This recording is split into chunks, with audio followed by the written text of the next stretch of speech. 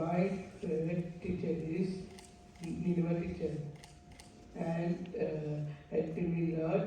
Vocational training, bakery, carpentry, screen printing, and sports and computers, and to get a job. Good, excellent. And can you tell me, what do you do at your job now? What is your job today? I am working in Sofitel by the farm, front office, working copy paper and admin work and stationery and decision cards around Jasmine and food and beverages. Excellent. Well, Sofitel Dubai is very, very lucky to have you, I think. Yes, I am very happy. You're very happy there. Do you have someone at work that helps you through your day? Yes. Who helps you at work? My buddy name is Ajish. He is very good, friendly, and I go to lunch together, and I mean TikTok videos, and very friendly. Yeah, excellent. So if you have trouble during the day, is he the person you go to help you? Since I work in the daycare 5 years and Johnson Control 6 months, and more than 3 years I was in the hospital by the farm. That's it. Good. So they know you well, and you know your job well. Yes. Excellent. Excellent. So I heard that there is something that you're very passionate about, that you love to celebrate birthdays. Yes, of course. Is that true? And so there's someone special. Would you like to introduce someone special in the audience and tell us how you would celebrate that person's birthday? I married to her. Ananya is my wife. Where's can you stand up and say hi? Vignesh's wife. And so Vignesh, can you tell me, how would you celebrate your wife's birthday this year? It was so good. What did you do? And I proposed with love and a lot of kisses. Oh, excellent, excellent. Did you go out to dinner? Together? Okay. And confident. Okay, and what kind of gift? What gift did you get for her? I get some coffee mug and she drinks cappuccino. She likes it.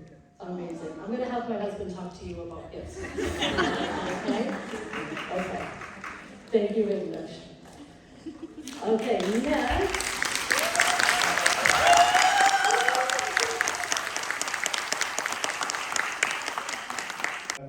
Being ever in the UAE, so I was doing some Indian classical music and Hindustani classical music and Western classical music. So I was doing here in that first day. When I was born in Indonesia, I had my Miss Jazz had in that classroom and I had called I did as a meeting talk with me as in Central Orient called Love, and you can subscribe my YouTube channel called as Varun Dubai, and also you have to book page and following, like you have to follow on like Facebook and Instagram. And so you are a social media influencer. Yes. Yes. Okay, good. So we need to also make sure that you follow Varun after we're done. You can tell everybody your addresses at the end. How does that sound? We'll tell everybody where to follow you, okay? All right. Can you tell me, I know that you've had, who's been your most helpful teacher or coach? My helpful is in places that I worked in that I worked in had like in Hindustani singing, in classical singing that Mr. Amit sir had helped me in that Hindustani classical music in Adi Shakti Kala Kendra. So and he helped me to do like some like exams and doing some singing and like in functions. Amazing. So I'm doing that. I had I got that certificate this year in that 2015. So and that helped me by Mr. Tanveer and in also that theatre dramatics. Amazing. And also I was working in لاطفالنا. So and doing in that housekeeping department that he had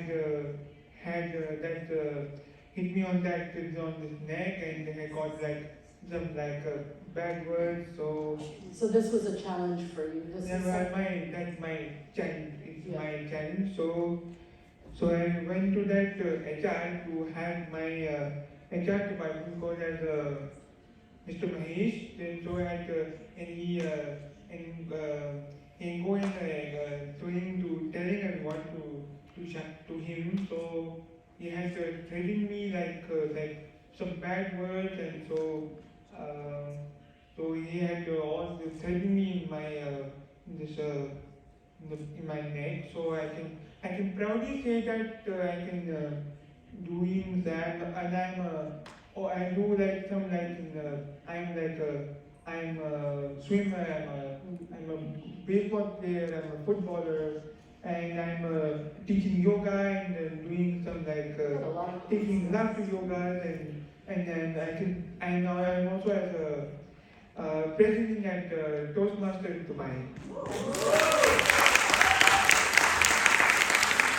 So I want to ask you a question about your challenge. So you were working, and you were successful at your job, but your buddy, what we can call him a work buddy or a work partner, your helper at work, was sort of teaching you bad words, or maybe did you say he was hurting you? He was hitting you? He hit on this my neck in my backside. So that one hitting on the back. So he had hit me on that by doing that housekeeping department, and he hit me on that back doing that for the time. So can I ask you, when you went to HR, I'm very proud of you that you advocated for yourself, because I think that's something hard for all of us sometimes, right? Is if someone at work is treating us poorly, or if we're having a disagreement with a colleague, sometimes it's uncomfortable for all of us to go to human resources and say, I'm having a problem. So I'm very proud of you for advocating for yourself and for speaking up. Can you tell me what did human resources do? How did they handle the situation? Mr. Mahesh that he had, I was complaining to him, so I went up on the 5th floor, so he had telling me to get some like, said to you said like hitting on that, saying like bad words, like bad words, so he had tapped me on the back and he said going out and you say, saying bad words something or hitting something in my back. So I tell to Mr. Mahesh. And was that man asked to leave? Did you get a new partner, or what happened? Yes, he asked. He giving another new partner. Good. I'm glad to hear that. Good job advocating for yourself. I'm very proud of you. Thank you. What do you think could have helped? What do you think could help or to change to stop things from things like that from happening again or to other people? And I would like to tell everyone to be like all my parents here, or like the whole world wants to. I would like to tell all my parents and being changing the same body and the same soul, you can make make that one good one, that the same soil in the body make the whole world in this here in the UAE. Aldana. So can you tell me a little bit about your sort of school experience, your high school experience? How did you find the inclusion? What worked for you in your inclusion journey through school? So I live in the outskirts. At that time, there was no inclusion. Mm-hmm. So it's mostly also everyone to their own. That was the most of it. What we had was one teacher for people of determination. She would help out, but mostly just that. Like that teacher doesn't know every single thing about physics, chemistry, and all that stuff to teach us. Mm-hmm. So it was mostly all each to their own. Yeah. But they were very kind teachers, especially my physics teacher. She's an angel. I love her and I miss her. Good. Excellent. So she was kind of one of your role models. No, so basically, I cannot memorize anything for the life of me, let alone names, okay?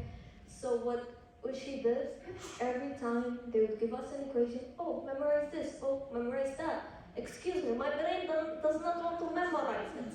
So my teacher was like, why aren't you memorizing anything? I just looked at it, I was like, I can't. I can't. Yeah. Why memorize it?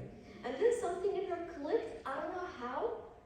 Then she gave me the original equation Okay. for me to make an equation out of that. So she let you solve it yourself. Yeah, so she gave me like the root of the equation for every single problem. Mhm. She was like, make your own. I passed. Thanks to her, I passed. Perfect. And I managed to graduate. So she figured out what worked for you, and she let you just have that. All on her own. Excellent. I don't think she ever had a student with ADHD or something like that.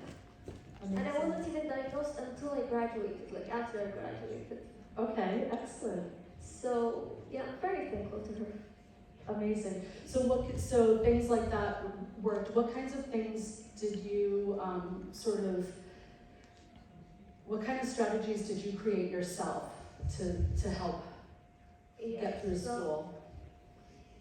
Did you take that and apply it to other classes, I guess? So basically, my way of going through school, I need to have multiple stimuli at the same time. Otherwise, my brain's just gonna shut down. So peace out, restart. So what I used to do is look for the original. Where did that thing come from? Let's say we read the book. Where did I know that book came from? Okay, where did this equation, like I said, came from? Where did this idea of this chemistry project came from? And that's how I learned. Excellent. I have to go all the way to the roots and then back, and I'm like, well, I'm good. I'm graduating. No, you can do it. Excellent. Excellent. Were there any challenges? Did you have any challenging teachers or teachers that just sort of didn't get the way you learned? Yeah, so at first I hated physics because I had a middle school physics teacher that always like, if I could go back, I would beg to kick her out of the school because the stuff that she said. So basically at that time my ADHD was at its peak because I was still a child. So child energy plus ADHD disaster. Yeah. So while I was trying to learn, I cannot memorize. So she just labeled me as incompetent, unable to do anything. But then I think I mentioned this before, but I don't know if you'll know. But I made a thesis on. Actually, I made a thesis about gravity, and I was very hyped about it. I was like, Teach, look at this. The first thing she said, the professor probably already thought about that. She didn't even look at the She didn't. I will let it go back in time. So you had something that you were extremely interested in, something that motivated you very much, and it wasn't. Yeah, but the new teacher, the one that I had in high school, so at that point I was like, not so sure, but I was like, might as well just tell her I like this teacher. The first thing she said, write it on paper, make a thesis, we're sending it to the science department. I was like, Amazing. I felt so validated at that point, I I'm cried. willing to work, right? Do we have a lot of teachers in the environment, in the room? Teacher assistants? You don't have to identify yourself. But I think that's really important information to take home from this. You have a young lady who is extremely talented in a subject. She shows you her talent, and rather than say, that's a great job, you say, that isn't what I asked you to do. So let's think about it from our own perspective. If we ourselves brought something to our supervisor or our manager or our head teacher and said, look, I did this, it's really great, I think this is going to be great for our company or our school, and your supervisor said, no, you didn't do the other thing that I asked you to do. It would demotivate you right away, right? When you found the right teacher to connect with. I hated physics up until high school. Like, let's be real, I'm just gaslighting myself until I'm sick of physics. And the fact that you can solve problems on your, like, that you could take an original equation and you could find your own way to solve it and then remember how to solve it, I think that's the way that I we do want to have to learn. give credit to my sister because she is a physics major. She graduated. I'm Mhm. proud of her. She does like her own researches and stuff. Amazing. So back then and even now, I just go look and see what she's doing. So I just picked up a couple of stuff. Plus my teacher, who I love, it made a way. So is that a path that you'd like to go down in the future? Physics. So I love physics, but I do not think I have the brain capacity to do anything with it. I think I've learned just from this very short conversation not to sell yourself short. I would like Don't to close do all something doors. relaxing that rather than look a page of numbers. That's Something something. relaxing. I don't know if there's any such thing, but that sounds fair enough. Thank you, Alzana. I'm sure when we'll have time for questions at the end as well. And here we are, Arham. Open it up for questions a little bit. Arham, do you want to talk a little bit about yourself and tell people about your path? Sure. So, my name is, first of all, good afternoon. My name is Mohammed Hamzia. I am 22 years old. We'll be going on 23 in July. I am a graduate in political science. I graduated last year. And I'm currently pursuing my second degree in psychology. And I'm currently self-employed as a part-time history teacher of sorts. And so I have like aspirations in pursuing international relations and beyond that as well. Excellent. So can you tell me, so now we're talking to a young man who's graduated, he's ready to be out in the world and teaching. Can you tell me what the challenges there are, what challenges are there to an inclusive workplace that you're having? Well, first of all, let me just preface it as telling you about one of my best experiences that I've Okay. had. All right. Because I feel it's important to, uphold this with positives first. All right. So the best experience I had was at doing an internship at a 5-star hotel Okay. for 6 months. The initial plan was for 3, but they loved having me on board for doing so much in a short time. They were like, if you want to do an extra 3 months, I was like, sure. Amazing. And during that time, I learned the various ins and outs of hotel operations and brushing up my communication skills, interacting with the guests, and so that was a wonderful experience. But of course, there were obviously it wasn't without its challenges. Of course, Right. The first few days were it was kind of slow. Mhm. There was no lack of proper initiation. Okay. Not to harp on it too much. My first day, I just sat outside the HR office for like 2 hours, Right. What to do? which is a bad sign for a lot of people. Absolutely. You don't want to not be outside. No.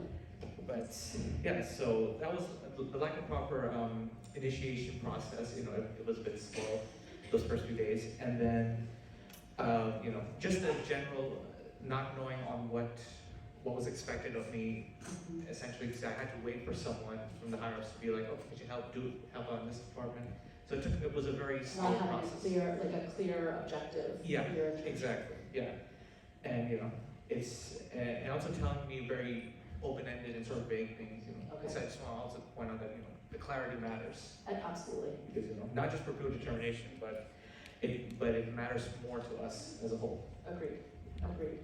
So, I think from what you mentioned, so you went in, there's this amazing opportunity that's being supplied for you, that's being offered to you, but they weren't really ready for you to be there. In a way, yeah, you can say that. They didn't prepare themselves ahead of time. Even though I had fun there, and You did I yeah. felt like I played a pivotal role. Right. Yeah. Do you think that your experience there helped them maybe take in the next person of determination as an employee or an intern? Do you think they learned anything from their time with you? I should hope so, because HR was one of the first people I befriended. Okay. I easily, you know, made contacts with them, and you know, and I've always said before that the HR is always like, if you want to have an inclusive workplace, starts with HR. Absolutely. You always like initiatives, the workplace always has to start with HR. And we were having a really nice conversation before this, getting to know each other, and you and I had talked about what was a nice initiative that maybe HR departments can take on, maybe 2 HR directors, right? Remember our conversation before? We had one HR director that takes care of all the regular HR, and then an HR director of inclusion.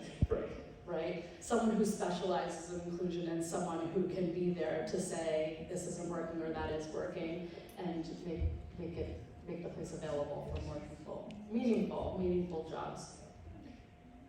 Yeah, absolutely. Yeah? What other question did I have for you? I mean, if you want, you could ask me about my experience on the job market. Okay, tell us about your experience on the job market. See, it's a good thing he's here with me because I didn't write down the second question. So, this is on me. It's on me. Thank you for playing along with me. But yeah, so I graduated last year, and so it was exciting. Time to finally be like, okay, I graduated. It's time to move into the real world, trying to find a job like everyone else. But the experience has, to put it bluntly, wasn't that great. Like, I've spoken to people, I've attended spoken conferences like this one. I've spoken here last year as well. I've, networked with people on platforms like LinkedIn and social media. I've spoken to friends, family members of friends, friends of family members, acquaintances of both, And it makes me wonder, not to brag or anything, but I think I have a decent profile, I mean, even,